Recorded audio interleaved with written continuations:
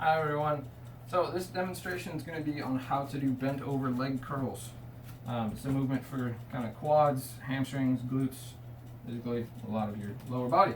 So you're going to go ahead and post up on something that you can get into a comfortable lunge stance. I'm going to be back here just to make sure you can see everything. So you want to make sure keeping a slight arch to the low back, engaging the glute on that leg you're standing on, and keeping your abs nice and tight.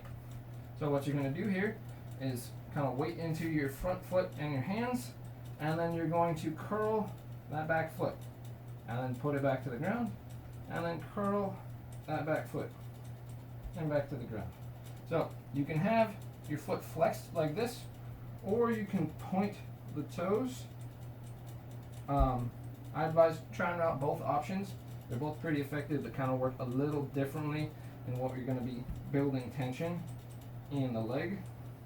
And if you want to try to make this a little bit more intensive, you just try and get your leg up higher before you get that curl. So it's kind of all about that angle from your torso to the leg.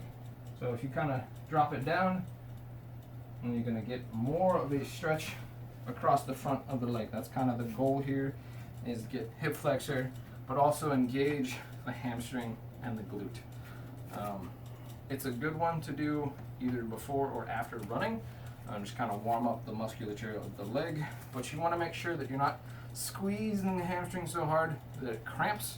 So really focus on keeping glute engagement, glute squeeze on both hips while you're doing it.